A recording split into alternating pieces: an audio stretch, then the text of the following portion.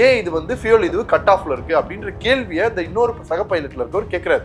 அதுக்கு இந்த பைலட் என்ன சொல்றாருன்னா, நான் அந்த கட் ஆஃப் பண்ணல அப்படின்றத அவரு ஸ்டேட்மெண்ட் கொடுக்குறாரு. உடனே அவங்க கட் ஆஃப்ல இருந்து ரன்வேக்கு மாத்துறதுக்குள்ள இப்ப என்ன ப்ராப்ளம்னா, இந்த இன்ஜின் சைடுல இருந்து போனதை கண்டுபிடிச்சிட்டாங்க. இன்ஜின் சைடுல இருந்து போனதுக்கான காரணம் என்னன்றதை தேடும் போதுதான் பிளாக் பாக்ஸை ரிவீல் பண்றாங்க. இன்னைக்கு 1 மாத காலங்கள் ஆகி பண்ணலன்ற ப்ரெஷர் தான் வருது. இங்க கேள்விகள் நமக்கு வர்றது என்னன்னா, இது உண்மையான ரிப்போர்ட்டாவே இருக்குமான்ற சந்தேகம் உள்ள வர வைக்குது. ஏர் இந்தியாவில் இருக்கக்கூடிய வேற ஏதோ ஒரு பிரச்சனைகளை சமாளிப்பதற்காக ஏதாவது பண்றாங்களா? யார் பண்ணியிருப்பா? இதுல யாராவது சைபர் அட்டாக் பண்ணியிருக்காங்களா அப்படின்ற ஒரு கேள்வியை முன் வச்சாங்க. ஸோ இப்போதான் அந்த மாதிரியான விஷயங்கள்லாம் வருது. ஆக்சுவலி முதல் 15 நாளுக்குள்ள இந்த விஷயங்கள் பண்ணிருக்கணும். ஏன்னா நீங்க பிளாக் பாக்ஸ் கண்டுபிடிக்கிறதுக்கே 10-15 நாள் எடுக்கும். ஆனா இங்க முதல்ல ஆக்சிடென்ட் ஆன நாள் அன்னைக்கு பிளாக் பாக்ஸ் கண்டுபிடிச்சிட்டாங்க. இப்போ என்னன்னா, பைலட்டுகள்ல இருந்து எல்லாருமே இறந்து போனதுனால ஈஸியா பழி தூக்கி அவங்க மேல போட முடியும். அது ஏர் இந்தியாவாக இருக்கட்டும் அல்லது அதை தயாரிக்கக்கூடிய நிறுவனங்களாக இருக்கட்டும், நிறைய விஷயங்கள் இருக்கு. அப்ப அது வந்து கிட்டத்தட்ட லட்சக்கணக்கான கோடி பிசினஸ் முடக்கும். ஒருவேளை அதை மறைப்பதற்காக இந்த பக்கம் போறாங்களா இல்லை? ஏன்னா நீங்க சும்மா இந்த மாதிரி நான் உட்காந்துட்டு இருந்தேன், இந்த நம்ம பஸ்ல போகும்போது உட்காந்துட்டு இருந்தோம், கால் படிச்சு கை படிச்சுன்னா அதை பண்ண முடியாது. அதுக்குன்ற ப்ரொசீஜர்ஸ்லாம் இருக்கு. அப்ப இங்க ஏதோ சம்திங் வந்து நடந்திருக்கு. சரி, இந்த பிளேன் கிராஷ்ல உயிர் தப்பிய விஸ்வா குமார் அவர் மேல இப்போ ஒரு சந்தேகம் வர மாதிரி தான் சார் இருக்கு. ஏன்னா அவர் மட்டும் தான் சந்தேகமே இல்லங்க, பாதி பேர் கன்ஃபார்மே பண்ணிட்டாங்க. ஏன்னா அவ்வளவு சீக்கிரம் அந்த டோர் ஓபன் பண்ண முடியாது அப்படினு சொல்லிட்டு நீங்க யூகத்தை எப்படி வேணாலும் சொல்லலாம், ஆனா உண்மையை நீங்க மாத்த முடியாது இல்லையா? சென்னை சில்க்ஸின் ஆஹா ஓஹோ ஆடி சேல் 50% வரை தள்ளுபடி.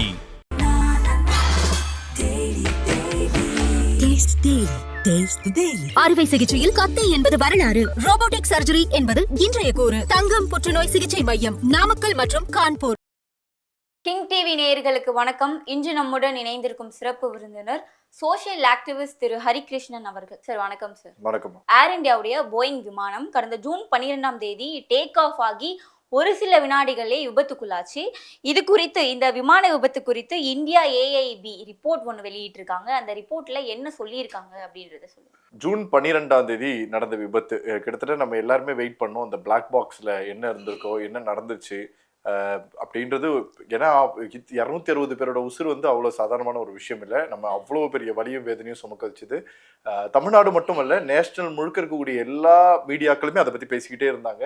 இன்டர்நேஷனலையும் வந்து ரொம்ப பயங்கரமா பேசினாங்க. ஏன்னா ஏர் இந்தியான்றது நம்மளுடைய இந்தியாக்குள்ள மட்டும் பயணிக்கக்கூடிய ஒரு இது கிடையாது. அதே மாதிரி இந்த ஆக்சிடென்ட் நடந்த ஃப்ளைட்டும் லண்டனுக்கு போகக்கூடியதுன்றதுனால அப்போ இன்டர்நேஷனலான ஒரு ஃப்ளைட்டு.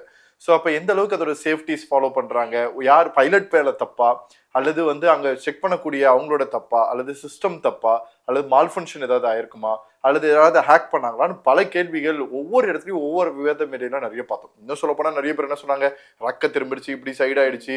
ஒருத்தர் என்ன சொன்னாரு, ரொம்ப எக்ஸ்பர்டைஸ்டு விமானியோட சேர்ந்தவர்னு சொல்லிட்டு அவர் செய்தியில சொல்லும் போது இன்ஜின் வந்து 2 பக்கமும் நல்லா ரன் ஆகுது, நல்ல சவுண்டு கிடைச்சு அப்படின்னு பல விஷயங்கள் தொடர்ந்து பேசணும். நாமளே அதை பத்தி நிறைய பேசியிருந்தோம். அப்படி போயிட்டு இருக்கிற நேரத்துல எப்படா பிளாக் பாக்ஸ் ரிவீல் பண்ணுவாங்கன்னு யோசிச்சுட்டு இருக்கும்போது இப்ப அதோட முதல் அறிக்கை வந்து தாக்கல் பண்ணியிருக்காங்க நாடாளுமன்றத்துல. அதுல இருந்து அறிக்கையில இருந்து அவங்க சொல்றது என்ன அப்படின்னா வந்து இன்ஜின் 2மே ஓடலைன்னு சொல்றாங்க. இன்ஜின் 2மே ஓடல, எரிபொருள் சப்ளை வரல, அதாவது ஃபியூல் சப்ளைவே வரல அப்படின்ற ஒரு காரணத்தை வைக்கிறாங்க. அப்ப என்ன நடந்திருக்கு அப்படின்ற ரிசர்ச் வந்து பிளான் பண்றாங்க, பாக்குறாங்க. அதுல நிறைய விஷயங்கள் முரண்பாடுகளாக இருக்கு. கிட்டத்தட்ட வந்து ஒரு மிஸ்ட்ரி மாதிரி தான் இருக்கு. இதை நம்பவும் முடியல, உண்மையானும் யோகிக்க முடியல. அப்ப ஏதோ ஒரு பெரிய பிரச்சனை நடந்திருக்குன்றத மட்டும் நம்ம மனசுக்கு தெரியற அளவுக்கு ஒரு விஷயத்த கொடுத்துருக்காங்க. பட் அன்பார்ச்சுனேட்லி இதை கம்ப்ளீட் பண்ணி இதுக்கான சொல்யூஷன் கிடைக்காத வரைக்கும் நம்ம அடுத்த ஃபிளைட்ஸ்ல இந்த மாதிரியான ஆக்சிடென்ட்டை தவிர்க்கிறது ரொம்ப கஷ்டம். அப்போ முதல்ல இதோட மிஸ்ட்ரி நம்ம வந்து கிளியர் பண்ணி ஓப்பன் பண்ணி ஆகணும். இப்போ வரைக்கும் வந்திருக்கக்கூடிய தகவல் அடிப்படையில் என்ன சொல்றாங்கன்னா, ஏன்னா இங்க என்ன ஆச்சுன்னா நீங்க பாத்தீங்கன்னா தெரியும், 37 செகண்ட் கரெக்டா ஃபிளைட் வந்து டேக் ஆஃப் ஆகி மேல 12 கிலோமீட்டர் பயணிக்க வேண்டியது. ஆக்சுவலி வந்து யூஸ்வலி ஒரு ஃபிளைட் டேக் ஆஃப் ஆகுதுன்னா ஒரு 12 கிலோமீட்டருக்கு வரைக்கும் வானத்துக்கு போகும். வானத்துக்கு போயிட்டு அதுக்கு அப்புறமாக தான் அது ஒரு ஸ்டெபிள்ல வரும். ஸ்டெபிலிட்டி ஆனதுக்கு அப்புறமா அது நார்மலா பயணிக்க ஆரம்பிக்கும். இதுதான் ஜென்ரல் ப்ரொசீஜர். இந்த 12 கிலோமீட்டருக்கும் சீட் பெல்ட் கூட யாருமே ரிமூவ் பண்ண மாட்டாங்க. அங்க மேல போய் ஃபிளைட்ல போய் ஒருத்தவங்க செட்டில் ஆகிற வரைக்கும் இது யூஸ்வலி ஃபாலோ பண்றது. பட் இந்த ஏர்கிராஃப்ட் வந்து நம்ம வந்து போயிங் ரக விமானம் வந்து மேலே ஏறக்கூடிய ஒரு 600லேருந்து 680 மீட்டர்கள் பயணிக்க ஆரம்பிக்கும் போதே எவ்வளோ அளவுக்கு மேலே ஏறிச்சோ அதே அளவுக்கு அது வந்து அப்படியே டவுன்ல போகிறது தான் நம்ம எல்லாருமே வீடியோவில் பார்த்தோம். ஸோ அது போய் கிராஷ் ஆகும்போது நம்ம அந்த விமானத்திற்குள்ள இருந்தவர்கள் மட்டும் மரணிக்கல, விமானத்தை தாண்டி இருந்த அந்த கல்லூரி மாணவர்களும் பாதிக்கப்பட்டாங்க. இதுல ஒரே ஒரு பயணி மட்டும் தப்பிச்சாங்க. அதுல ஒரு பெரிய கான்ட்ரவர்சி, அவன் எப்படி தப்பிச்சான், அவன் எப்படி வெளியில வந்தான் அப்படின்னு ஒரு பெரிய விஷயத்தையே நம்ம கிரியேட் பண்ணோம். இதுல இங்க நம்ம கவனிக்க வேண்டியது என்ன அப்படின்னா, நடுவுல ஒரு வீடியோ தகவல்கள்ல அந்த வாட்ஸ்அப்ல வந்த வீடியோவே கிளாரிட்டி கம்மியா, அதுல இருந்தும் நம்ம எடுத்தது வந்து ரேட் வந்து வெளியில வந்தது. ஸோ ரேட் ஏன் வெளியில வரும் அப்படின்னா, பொதுவாக இந்த மாதிரி ஏதோ ஒரு பிரச்சனைகளால செயலிழக்க வேண்டிய சூழ்நிலை வருது, விமானங்கள் இயக்கப்படலை, உள்ள இருக்கக்கூடிய எலக்ட்ரிசிட்டி சப்ளை ஃபுல்லாவே டிஸ்கன்டினியூ ஆயிடுச்சு, அப்போ ஒர்க் அவுட் ஆகலைன்னா அந்த ரேட் வெளியில வந்து எமர்ஜென்சி சிஸ்டம் ஓகே, அந்த டைம்ல அந்த டெம்பரரியான ஒரு எலக்ட்ரிக்கல் சப்ளை ஃபங்க்ஷனாலிட்டி கிடைக்கும், அதன் மூலியமாக அந்த விமானம் தரையிறங்குவதற்கான ஒரு முயற்சி எடுக்க முடியும். ஸோ இந்த பர்பஸ்க்காக வரும். அப்போ ஒரு ரேட் வெளியில வருதுன்னா அப்போ உள்ள இருந்த யூகங்கள் என்னன்னா, அப்போ வந்து உள்ள இருக்கக்கூடிய எலக்ட்ரிக்கல் பார்ட் எல்லாமே போயிடுச்சு, எல்லாமே ப்ராப்ளம் ஆயிடுச்சு அப்படின்றதால தான் அது வெளில வந்திருக்கு, அப்போ வேற ஒரு ப்ராப்ளமா இருக்கும் இப்படின்னு பல விஷயங்கள் போச்சு. ஆனா இப்போ வந்து அந்த இன்ஜின் காரணங்கள், ஏன்னா பறவை வேற நடுவில் நிறைய விஷயங்கள் சொல்லிட்டாங்க, என்னென்னலாம் நம்மளால யூகிக்க முடியுமோ எல்லாத்தையும் யோசிச்சு வச்சிருந்தோம். இப்போ வந்திருக்கக்கூடிய விஷயம் என்னன்னா, ஆக்சுவலி ரன் கட் ஆஃப்னு சொல்லிட்டு ஃபியூல் சப்ளை போறதுக்கு ஒரு சுவிட்ச் இருக்கும், 2 சுவிட்ச் இருக்கும் பொதுவாகவே. நீங்க வந்து இந்த பொதுவாக 2 பைலட் இருப்பாங்க குறைஞ்சபட்சம். இந்த 2 பைலட்டும் பார்த்தீங்கன்னா அந்த விமானத்தை இயக்குவதற்காக முன்னாடி இருக்கக்கூடிய கேப்டனாக அங்கேருந்து பயணிச்சுட்டு இருப்பாங்க. அங்கேயே வந்து 2 சுவிட்ச் இருக்கும்.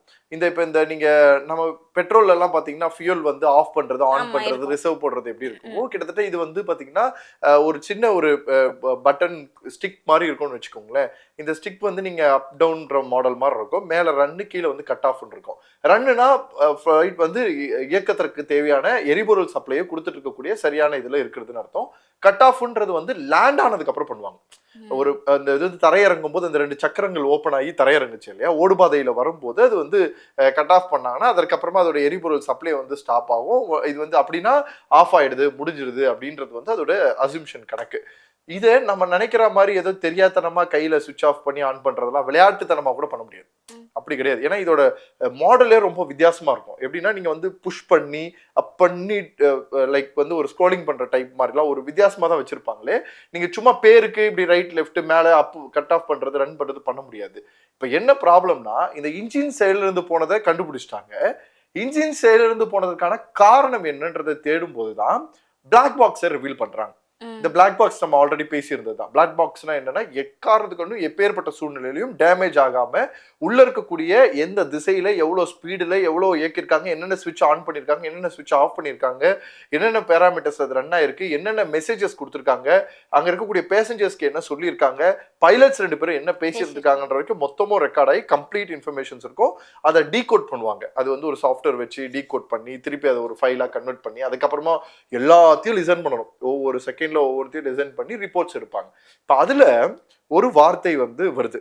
ஒரு சக பைலட்ல ஒரு பைலட் வந்து சொல்றாரு, இந்த மாதிரி வந்து ஏன் ஃபியூலோட இது கட் ஆஃப்ல இருக்கு, ஏன் பைலட் ஏன் இப்படி பண்ணீங்க அப்படின்னு பக்கத்துல இருக்கவர் கேட்கிறாரு.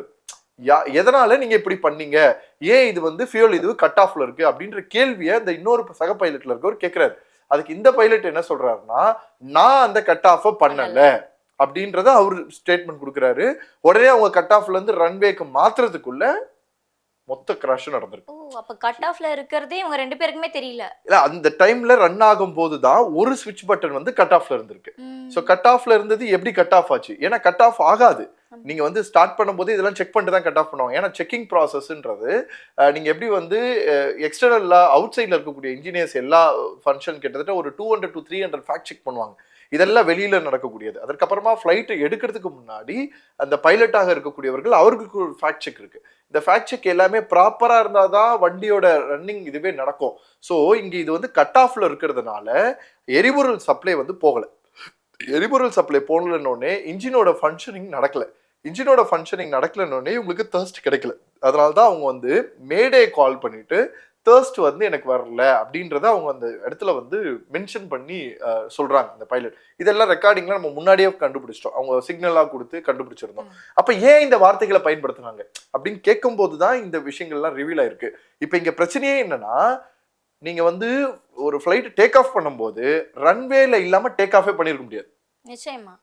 ஆனா ரன்வே ஆரம்பிச்சு 37 செகண்ட்ல ஒரு ஃபிளைட் வந்து உங்களுக்கு கிராஷ் ஆகுது அப்படின்னா அப்ப 37 செகண்டுக்குள்ள யார் அதை டர்ன் ஆஃப் பண்ணி ஆன் பண்ணிருக்க முடியும், கட் ஆஃப் பண்ணி ஆன் பண்ணிருக்க முடியும்.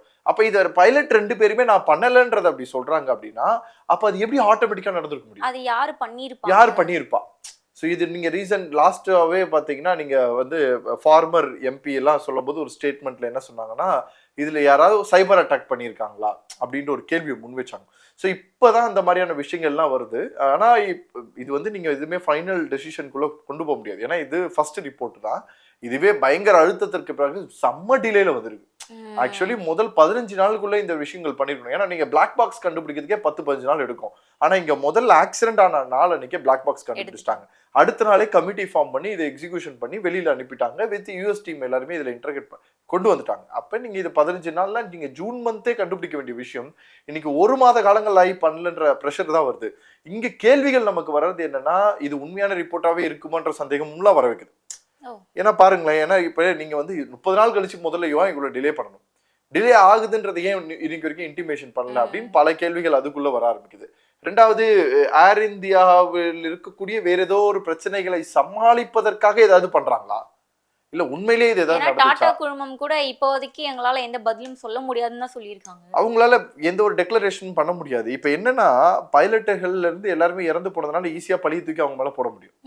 நிச்சயமா யோசிச்சு பாருங்க, உயிரோட இல்ல அவங்களால பதில் சொல்ல முடியாது இல்ல, எங்க நீங்க ப்ரூவும் பண்ண வேண்டாம்ல, ஜட்ஜ்மெண்ட் உங்களுக்கு யாருக்கு ஃபேவரா வந்து நிற்கும்? கரெக்டுங்களா? உண்மையிலேயே வந்து விமானத்தின் கோளாறுகள் சார்ந்து ஒன்று இருந்ததுன்னா அதற்கு மிகப்பெரிய ஒரு பொருளாதார பின்னடைவை வந்து அந்த விமான நிறுவனம் வந்து சந்திக்க வேண்டியது இருக்கும். அது ஏர் இந்தியாவாக இருக்கட்டும் அல்லது அதை தயாரிக்கக்கூடிய நிறுவனங்களாக இருக்கட்டும், நிறைய விஷயங்கள் இருக்கு. அப்ப அது வந்து கிட்டத்தட்ட லட்சக்கணக்கான கோடி பிசினஸ முடக்கிடும். ஒருவேளை அதை மறைப்பதற்காக இந்த பக்கம் போறாங்களா இல்லை? ஏன்னா நீங்க வந்து இப்ப இந்த பைலட் கேட்கறது மட்டும், அதாவது ஏன் இது வந்து ரன்ல இருக்கு, சாரி கட் ஆஃப்ல இருக்கு, ரன்ல இல்ல அப்படின்னு அவர் கேட்கும் போது அதை மட்டும் ரெக்கார்ட்ல இருந்திருந்ததுன்னா நீங்க சொல்றதை நம்ம ஒத்துக்கலாம், பைலட்டோட பிரச்சனையில சொல்லலாம். இதை நான் செய்யவே இல்லை, அதை நான் இது பண்ணவே இல்லை, கட் ஆஃப் நான் பண்ணவே இல்லை அப்படின்ற தகவலும் சேர்த்து பதிவாயிடுச்சு. அதாவது ரிப்ளை ஆன்சரும் சேர்த்து பதிவானதுக்கு அப்புறம் நீங்க யாரை குறை சொல்வீங்க? அப்ப இங்க ஏதோ ஒரு மிகப்பெரிய ஒரு சூட்சமம் மாதிரி ஒரு விஷயம் நடந்திருக்குமோ? இப்போ எனக்கு என்ன கேள்வினா, டேக் ஆஃப் பண்ணும்போது பைலட் இதை செக் பண்ண மாட்டாங்களா? இது கட் ஆஃப்ல தான் பண்ணிட்டு தான் பண்ண முடியும். ரன்வேல மாத்துறது அதுதான் இப்ப கேள்விகளே. அதுதான் விஷயம். என்னன்னா நீங்க ரன்வே மாத்திட்டீங்கன்னா ரன்வே மாத்தினதுக்கு அப்புறம் தான் ஃபிளைட்டை வந்து டேக் ஆஃப் பண்ணுவாங்க. ஸோ நான் டேக் ஆஃப் பண்றதுக்கு ஒரு 5 மினிட்ஸ்னு வச்சுக்கோங்க, 30 செகண்ட்ல ஆக்சிடென்ட் நடந்ததுன்னு வச்சுக்கோங்க. நான் சொல்றது இதெல்லாம் மேக்ஸிமம் டைம், ரொம்ப மினிமல்லாம் நான் சொல்றேன், ரொம்ப மேக்ஸிமம்ல சொல்றேன். ஸோ 5 மினிட்ஸ் 37 செகண்ட்னு வச்சுக்கோங்க. ஸோ ரன்னிங் ஸ்டார்ட் பண்ணும் போதே அந்த ஓடுபாதைக்கு வர்றதுக்கு, அந்த இடத்துக்கு செட் ஆகுறது, அதுக்கப்புறம் ஃபிளைட் டேக் ஆஃப் ரெடி ஆகுறது தான் அந்த 5 மினிட்ஸ் டைம் சொல்றேன். அப்போ அந்த டைம்லயே நீங்க எல்லாத்தையும் செக் பண்ணிட்டு கட் ஆஃப்லாம் இல்லாம ரன்ல மாத்தி வச்சிருந்தா தான் வண்டி ஃபிளைட் வந்து உங்களுக்கு டேக் ஆஃப்கான ப்ரொசீஜர்ஸ்க்கே ஸ்டார்ட் ஆகும். அது எல்லாம் கிளியர்ட் ஆயிருந்தா மட்டும் தான் ப்ராசஸ் பண்ண முடியும். நீங்க நினைக்கிற மாதிரி ஈஸியா இது ஒரு ஆஃப்ல இருந்தா தெரியாது. நல்ல வார்னிங்ல இருந்து எல்லா ப்ராக்ரஸுமே அதுல எக்ஸிகியூஷன் இருக்கும். அப்ப இங்க அப்ப அந்த இடத்துல அது நடக்கலன்னு அர்த்தம். அப்ப டேக் ஆஃப் ஆனதுக்கு அப்புறமா இவங்களுக்கு பவர் சப்ளை டவுன் ஆகுதுன்னு தெரியும் போது தான் அதை செக் பண்ணும் போது அது கட் ஆஃப்ல இருக்குன்னு தெரியுது. நல்லா புரிஞ்சுக்கணும்.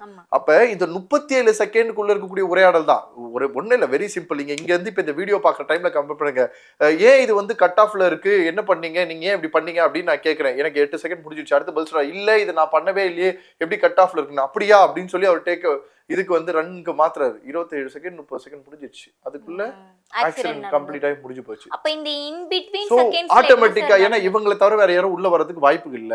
நீங்க சும்மா இந்த மாதிரி நான் உட்காந்துட்டு இருந்தேன், இந்த நம்ம பஸ்ல போகும்போது உட்காந்துட்டு இருந்தோம், கால் பட்டுச்சு கை பட்டுச்சுன்னா அதை பண்ண முடியாது.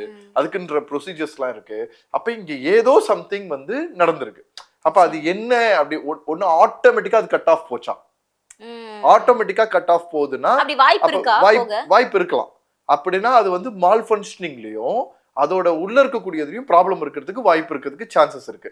ஸோ அதுவும் நீங்க கண்டுபிடிக்கணும். இன்னும் நமக்கு அதுக்கான ரிப்போர்ட் வரல. அப்ப என்ன நடந்திருக்கும்? யாராவது உண்மையிலேயே பைலட் பண்ணாரா, அல்லது இந்த மாதிரியான மிஷின் எரர் வந்து உள்ள இருந்திருக்கா, அல்லது இது வந்து சைபர் அட்டாக் மூலியமா ஏதாவது ப்ராசஸ் நடந்திருக்கா, இல்ல உண்மையிலேயே தவறுதலாக இதை பண்ணிட்டாங்களா அப்படின்னு there are so many questions. இதெல்லாம் நீங்க வந்து ஒன்னொன்னா ரிவீல் பண்ணும்போது தான் நமக்கு தெரியும். சரி, இந்த பிளேன் கிராஷ்ல உயிர் தப்பிய விஸ்வா குமார் அவர் மேல இப்போ ஒரு சந்தேகம் வர மாதிரி தான் சார் இருக்கு. ஏன்னா அவர் மட்டும் தான் சந்தேகம் இல்லைங்க, பாதி பேர் கன்ஃபார்மே பண்ணிட்டாங்க.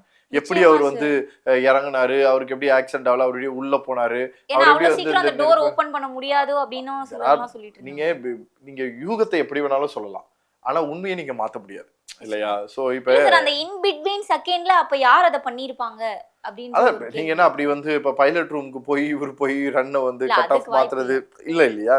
நம்ம வந்து என்னதான் எல்லாரும் எல்லாம் பேசினாலும் கொஞ்சம் அறிவுத்தன்மையாகவும் பேச வேண்டிய சூழ்நிலையில இருக்கும். நம்ம நீங்க வந்து ஒரு மனிதன் வந்து தன்னுடைய பிரதரோட லைஃபையும் வந்து உசுர பயண வைக்கணும்னு சொல்லி யாரும் பண்ண மாட்டாங்க. ஏன்னா அந்த ஃபிளைட் கிராஷ்ல அவரோட பிரதரும் இறந்து போயிருக்காரு ஒரு பக்கம். ரெண்டாவது யூஸ்வலாவே பாத்தீங்கன்னா அவர் சொல்ற ஸ்டேட்மெண்ட்ல இருந்து நீங்க பாத்தீங்கன்னா ஒரு பக்கம் கரெக்டா இருக்கும். அவர் வந்து நெருப்பு உள்ள வர்றதை நோட் பண்றாரு, சீட் வந்து உடஞ்சிருக்கு அது ரன் ஆகுறது நோட் பண்றாரு, டோர் வந்து கிராஷ் ஆயிருக்குன்றதை நோட் பண்றாரு. இது எல்லாமே வருது. ஏன்னா நீங்க எப்ப வந்து ஃபிளைட் வந்து ப்ராப்பரான பேத்வேல இல்லையோ, சரியான அந்த இதுல இல்லையோ, அதோட இது வந்து ரொம்ப ஒரு மாதிரி எப்படி சொல்றது, ஆவேசமா உக்கிரகமா இருக்கும்னு சொல்லுவோம் இல்லையா? இந்த சாமி வந்து ஆடுற மாதிரி தான் கதை. நான் வந்து சிங்கப்பூர் வந்து டிராவல் பண்ணியிருந்தேன் ரீசெண்டா. சிங்கப்பூர்ல வந்து எப்போ வெதர் மாறுனே தெரியாது, ஒரு மாதிரி எப்போ வேணாலும் மழை வரும், எப்போ வேணாலும் இதுவாகும். ஸோ அப்போ போகும்போது வந்து எங்களுக்கு வந்து லேண்டிங் பண்ணுறதுக்கு வந்து அலோவ் பண்ணல. ஸோ அப்போ நாங்கள் வந்து ஃப்ளைட்டை வந்து மேலேயே சுற்ற சொல்கிறாங்க. இங்கே கூட திருச்சியில் நடந்துச்சு இல்லையா அப்போ. ஆனால் இங்கே உங்களுக்கு வெதர் ஓகே, இங்கே வந்து லேண்டிங் மட்டும் தான் ப்ரொசீஜர். அங்கே வந்து எனக்கு வெதர் வர்றதுனால லேண்டிங்கும் ப்ராப்ளம் இருக்கும்போது அப்போ ஃபுல்லாக க்ளவுடு ஃபார்ம் ஆயிருக்கு. இப்போ நார்மலாக இவ்வளோ நேரமாக ட்ராவல் பண்ணுறேன், 4 மணி நேரமாக சிங்கப்பூர் ட்ராவல் பண்ணுறேன், ஒன்றும் தெரியல. அந்த இடத்துக்குள்ள சுத்தும் போது அந்த கிளவுடுக்குள்ள அந்த அந்த அந்த இப்படி உள்ள போய் கிளவுடு இது இருக்குன்னா கிளவுடுக்குள்ள இப்படி போய் அந்த இது வந்து விமானம் வெளியில வர அந்த செகண்ட் வந்து பாத்தீங்கன்னா அப்படியே இப்படிதான் ஆடும். நீங்க எதுவுமே இருக்காது, ஒரு மாதிரி இருக்கும் உங்களுக்கு. ஒரு செகண்ட்ல வந்து என்னமோ ஆயிடுச்சுன்ற ஒரு இதுக்குள்ள போவீங்க. இது வந்து டேக் ஆஃப் ஆகுற ஸ்பீட்ல அது வந்து டவுன்ல போய் ஒரு பில்டிங் கிட்ட வரைக்கும் கிராஷ்ல போகுதுன்னா எப்படி இருந்திருக்கும்னு யோசிச்சு பாருங்க. இல்ல சார், அதான் சார், யாருக்குமே இந்த கான்ஷியஸே இருக்காது. நம்ம என்ன நடக்குதுன்னே தெரியாது. ஆக்சுவலி அவன் தப்பிக்கிறானே அவனுக்கு தெரிஞ்சிருக்காது. நீங்க அதுதான் நீங்க இப்ப நிறைய வீடியோஸ்ல என்ன காமிச்சாங்கன்னா, புகை மாதிரி ஒரு இடத்துல இருக்கு, அவன் அங்கிருந்து வெளியில வரான், எப்படி வெளில வந்தான்னு கேட்டாங்க. அப்புறம் புகையெல்லாம் இருக்கக்கூடிய பில்டிங்குள்ள ஏன் உள்ள போறான்னு கேட்டாங்க. ரெண்டுமே சாத்தியம் இல்லை. நல்லா யோசிச்சுங்க. நீங்க வீடியோல ஒரு பில்டிங்கை காட்டுறீங்க, இது எக்ஸிட், அவன் எக்ஸிட்டுக்கு வெளியில போறானா உள்ள இன்னுக்கு வெளில போறானா தெரியாம இருக்கக்கூடிய அவன் போறது ஒரு ரோடு மாதிரியான வழியில போறான். அது மேபி அங்கதான் ஆம்புலன்ஸ் இருந்திருக்க வாய்ப்பு இருக்கலாம். அந்த ஆம்புலன்ஸ் நோக்கி அவன் நகர்ந்திருக்கலாம். நீங்க வீடியோல ஏதோ ஒரு கட்டில போட்டு யாரோ அமிச்சாங்கன்றதெல்லாம் அப்படி இருந்தா இன்னதுக்கு கவர்மெண்ட் ஒரு இன்வெஸ்டிகேஷன் போட்டு கிழிச்சு மேஞ்சிருப்பாங்க. ஒண்ணு. ரெண்டாவது, இவ்வளோ பெரிய ஆக்சிடென்ட் பண்ணி ஒருத்தவன் தப்பிச்சானா அவனை எப்படியெல்லாம் இந்த சொசைட்டி மாத்துன்றதும் எல்லாருக்கும் தெரியும் இல்லையா? இதெல்லாம் தெரியாமலையா ஒருத்தவன் வந்து இது பண்ண போறான்? உண்மையிலேயே ஒருத்தவன் வந்து செல்ஃப் பாம்பர் மாதிரி ஒரு பர்சன் வச்சுக்கோங்களேன், ஃபிளைட்டை வேணுமிட்டே இது பண்ணணும்னு நினைச்சிருந்தானா அவனும் சேர்த்து மரணிக்கிறதுக்கு தான் பிளான் பண்ணியிருப்பானே தவிர தப்பிக்கிற பிளான் அவனுக்கு இருந்திருக்காது. ஏன்னா எப்பவுமே நானும் நிறைய பார்த்திருக்கேன், நீங்க எந்த டாக்டர் வேணாலும் கூப்பிட்டு கேளுங்க, ஒரு மனுஷனுக்கு திடீர்னு ஒரு ஆக்சிடென்ட் ஆகுதுன்னா அவனுக்கு 2 கையே இல்லைன்னா கூட கை இல்லைன்றது தெரியாது. உண்மையிலேயே அவனுக்கு வலியே தெரியாது, அவனுக்கு என்ன ஆச்சுன்னே தெரியாது, அவனுக்கு கால் கட்டா இருந்தாலும் கை கட்டா இருந்தாலும் எதுவுமே தெரியாது. அவனை ஹாஸ்பிட்டல்ல அட்மிட் பண்ணதற்கு அப்புறமா ஒரு தெளிவு கிடைக்கும் பாருங்க, அப்பதான் தெரியும் வலியும் வேதனையும் என்னன்னு. ஏன்னா அந்த செகண்ட் வந்து ஒரு மாதிரி இந்த உலகம் அப்படியே ரவுண்டா சுத்திக்கிட்டே இருக்கும், என்ன பண்றோன்னே தெரியாது. அதுக்கப்புறமா அவனால ஏஞ்சி கூட முடியாது. இதை நீங்க அடிப்பட்ட யாரோ போய் கேட்டீங்கன்னாலும் சொல்லுவாங்க, அந்த செகண்ட்ல என்ன நடந்ததுன்னே தெரியாது, அதுக்கப்புறம் அனுபவிக்கிறதா வழி. அதனால நாம இந்த கட்டுக்கதைகளுக்கெல்லாம் நம்ம வந்து இது பண்ண முடியாது. இங்க வந்து விமானம் சார்ந்து ஏதோ ஒரு பிரச்சனை இருந்திருக்கு, அல்லது விமானத்தை இயக்குவதில் ஏதோ ஒரு பிரச்சனை இருந்திருக்கு. ஆனா நீங்க பாருங்க, யாருமே வந்து சாகணுன்ற முடிவோட எந்த ஒரு விஷயத்தையும் செய்ய மாட்டாங்க. ஒண்ணு. ரெண்டாவது, சீக்கிரத்துல அந்த நீங்க வந்து விமானி இயக்குனவரோட பைலட்லாம் பாத்தீங்கன்னா அவரோட லைஃப்லாம் வந்து அதாவது வாலண்டரிங் ரிட்டையர்மெண்ட் பண்ணிட்டு வெளில வரக்கூடிய முக்கியமான ஒரு இடத்துல அவங்க அப்பா கிட்ட சொல்லிட்டு வர்றாரு, இனிமே நான் வரப்பா, உன் கூட இருக்கிறப்பான்னு சொல்றது வந்து வாழ்க்கையை நோக்கி ஏதோ ஒரு இதுக்காக காத்துட்டு இருக்கக்கூடிய நொடி. அந்த நொடி அவருக்கு போயிடுச்சு, இவங்களுக்கு போயிடுச்சு, ஹேரோஸ்டஸ்க்கு போயிடுச்சு. எதையும் இல்லாமல் அதை தாங்கி வந்த அந்த மனிதர்களோட உசுறு போச்சு. ஒரே குடும்பத்தை சேர்ந்த அந்த 3 சின்ன குழந்தைங்க, ஹஸ்பண்ட் அண்ட் ஒய்ஃப்னு வாழ்க்கையை முதல்ல குடும்பத்தோட ஆரம்பிக்கலான்னு போனவங்களோட உசுறு போச்சு. பாட்டியை பார்க்க வந்த 2 ஒரு இளம் பெண்கள், 2 பெண்களோட உசுறு போச்சு. லண்டன்ல இருந்து இங்க வந்தவங்களோட உசுறு போச்சு, இந்தியாவில இருந்து அங்க போகக்கூடியவங்களோட உசுறு போச்சு, வேற அயல் நாட்டில் இருக்கக்கூடிய ஒரு 4 கண்ட்ரில இருக்கவங்களோட உசுறு. இதெல்லாம் வந்து இந்த உலகத்துல யாருக்கும் இனிமே நடந்துடக்கூடாது. ஏன்னா இந்த மரணம் எப்படின்னா, நீங்க நார்மலா இருக்கக்கூடிய மரணங்களாவது ஏதோ ஒரு தப்பிச்சு இது பண்றது, அந்த ஒரு செகண்ட்ல மொத்த உடம்பும் ஃபயர் ஆகுறது இருக்குல்ல, அந்த ஃபயர் கூட நீங்க ஃபயர் ஆகி துடிக்கிறது வேற, ஃபயரிங்ன்றது இதோட ஃபயரிங் மொத்த ஃபியூலும் அங்க சப்ளை வரல. அப்போ ஓவரால் டோட்டல் ஃபியூலும் அந்த கிராஷ்ல மொத்தத்தையும் எரிச்சிருக்கு. எனக்கு ஒரு அனுபவம் இருந்திருக்குங்க. நான் வந்து சின்ன வயசுல எல்லாருமே லூஸ் தரமா பண்ற ஒரு விஷயம் தான் வச்சுக்கோங்களேன். இந்த இப்பெல்லாம் ரொம்ப கஷ்டப்படுற இடத்துல இருக்கும்போது பட்டாசு வெடிக்கிறதுக்குலாம் இருக்காது. ரோட்ல செதஞ்சு கிடக்கிற பட்டாசெல்லாம் எடுத்துட்டு வந்து அந்த மருந்தெல்லாம் கழட்டி ஒரு பேப்பர்ல போட்டு கொட்டி இவ்வளோ வந்துச்சுன்னு, என்னடா சூப்பரா இருக்கீங்க, நெருப்பு கொளுத்துனா ஒரு புஃப்னு வரும்னு ஒரு சொன்னான்னு சொல்லி, அப்பெல்லாம் யூடியூப் கிடையாது, எவனோ பேசுறது இன்ஸ்ட்ரக்ஷன் நம்மன்னு போட்டு என்ன நெருப்பே வரல, ஒன்றும் வரல, கையை விட்டு கலரும் போது நெருப்பு வந்துடுச்சு. நெருப்பு வந்தது எனக்கு இந்த கையில் எதுவுமே இல்லை, இந்த தோல் இல்லை, ஸ்கின் ஃபுல்லாக போயிடுச்சு. இன்னைக்கு வரைக்கும் பார்த்தீங்கன்னா இந்த ஸ்கின்ல இங்கே இருக்கக்கூடிய கலருக்கும் இங்கே இருக்கக்கூடிய கலருக்கும் வித்தியாசம் இருக்கும். அந்த அளவுக்கு வந்து எனக்கு அந்த ஸ்கின் திருப்பி வர்றதுக்கே ஒரு ஒரு ஒரு டைம் பீரியட். லேட்டாக சொல்லனாலும் யோசிச்சு பாருங்க, அது வந்து ஒரு செகண்ட்ல எனக்கு நடக்கிற அந்த ஒரு சின்ன இடத்துக்கே இப்படி இருக்குன்னா, சின்ன குழந்தைங்கள்ல இருந்து போறதெல்லாம் பேச முடியல. சார், இந்த ஏஐபியோடைய அடுத்த கட்ட ரிப்போர்ட்ல தான் இதனுடைய உண்மைத்தன்மை என்னன்னு தெரிய வருமா? அப்படிதான் நம்ம வெயிட் பண்ணி தான் பார்க்கணும். ஏன்னா இதை ரிப்போர்ட்டாவே நான் எடுத்துக்க முடியாது. ஜஸ்ட் இப்போதைக்கு வந்து இன்ஜின் ரன் ஆகல, ஃபியூல் சப்ளை கிடைக்கல, ரன் ஆஃப் வந்து ரன்ல இல்லாம கட் ஆஃப்ல இருந்தது. இந்த தகவல்கள் மட்டும்தான் இப்போ இருக்கு. இது வச்சு முழு இதுக்கு நீங்க வந்துட முடியாது. வர வேண்டிய தகவல்கள் வந்துச்சுன்னா இந்த பிளாக் பாக்ஸும் மற்ற விஷயங்கள் எல்லாமே வெளியில வரணும். வந்ததுக்கு அப்புறமா கெட்டணும். சார், இந்த ஏர் கிராஷ் பத்தின சரியான புரிதல் கொடுத்திருந்தீங்க. தொடர்ந்து பேசலாம் சார். நன்றி. தேங்க்யூ. சென்னை சில்க்ஸின் ஆஹா ஓஹோ ஆடி சேல் 50% வரை தள்ளுபடி.